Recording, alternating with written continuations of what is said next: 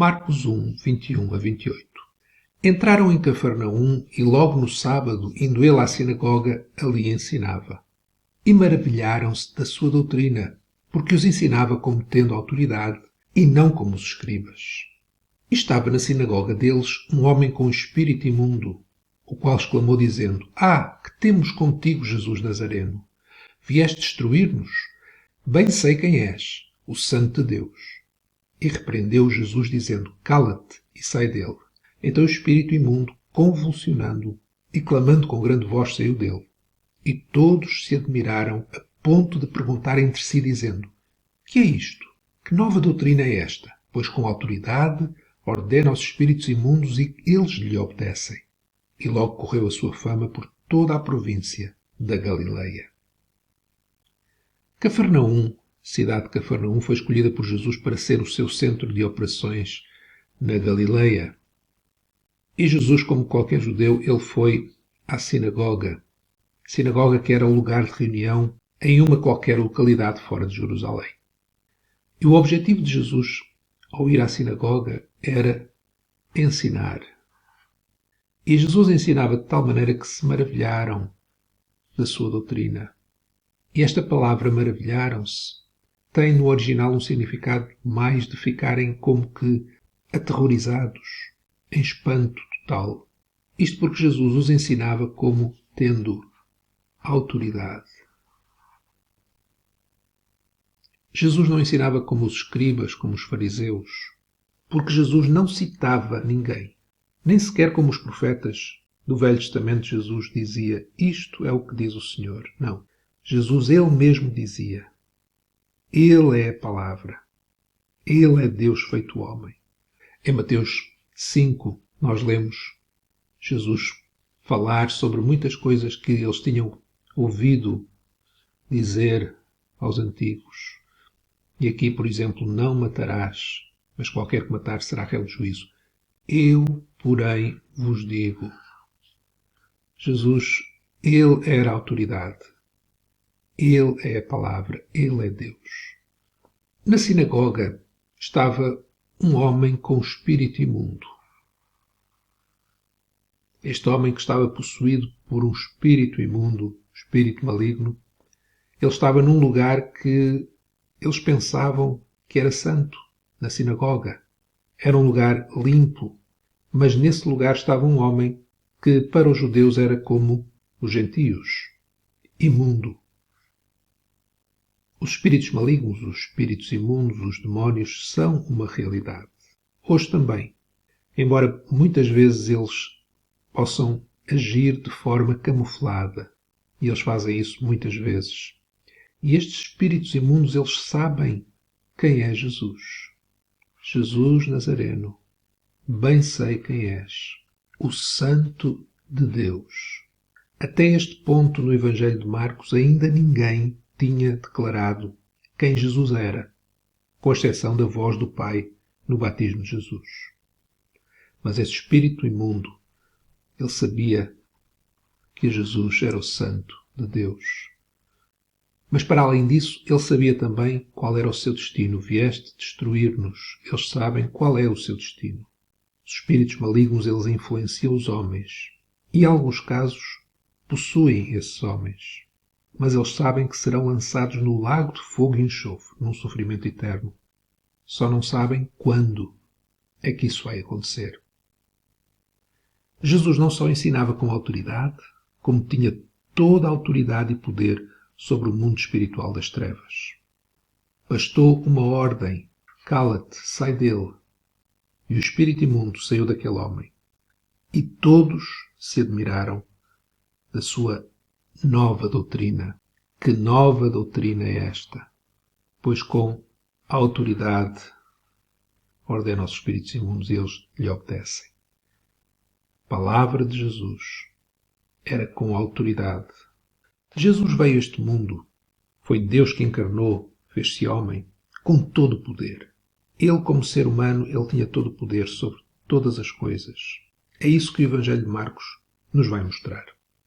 Mas Jesus veio, em primeiro lugar, para ensinar.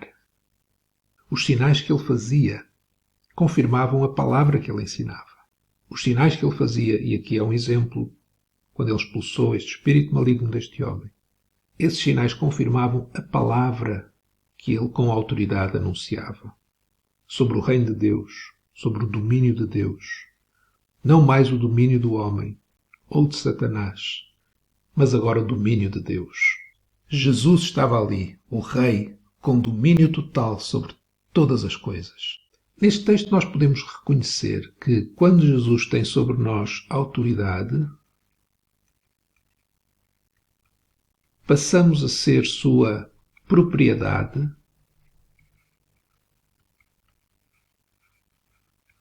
para que ele gere em nós santidade.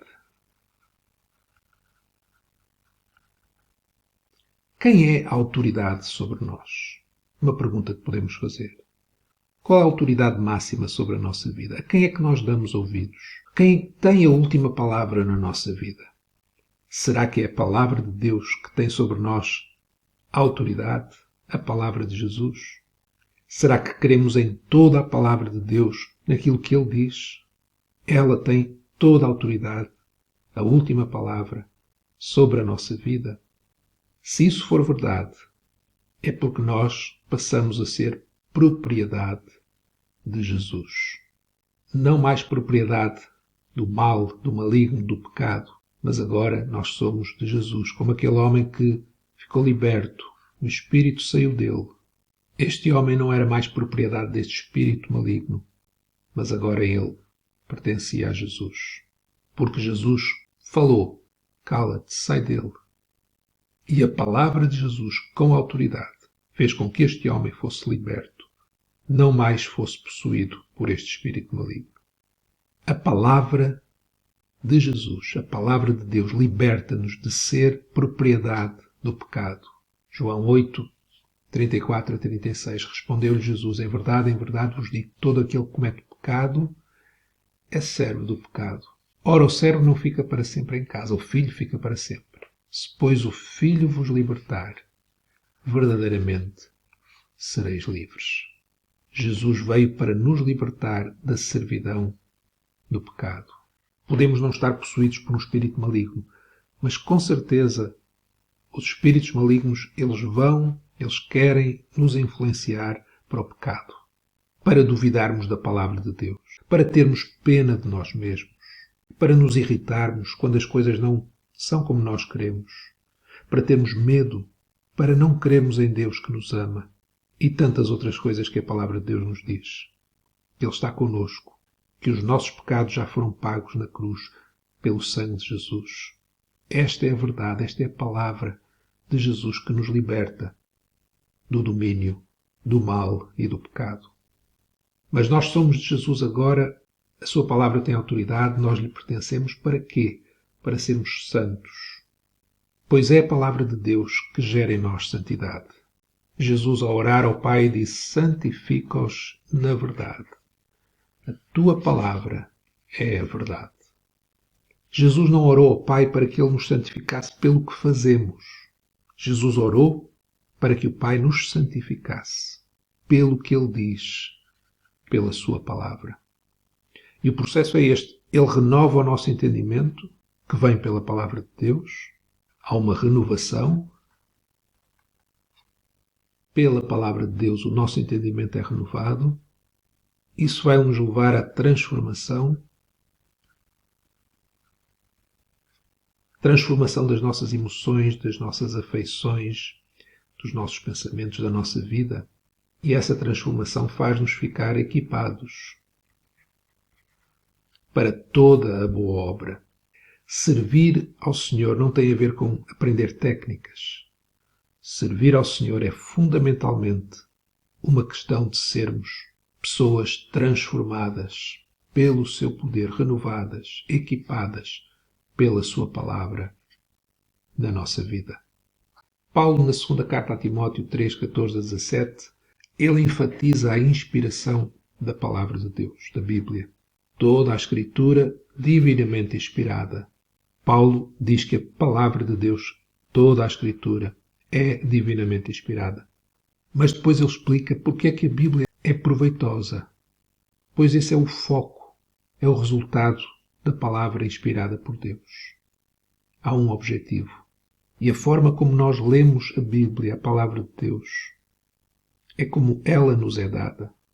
Em primeiro lugar, para ensinar. Ensinar a verdade sobre Deus, sobre nós, sobre o mundo. Depois, para redarguir, para reprovar o nosso pecado.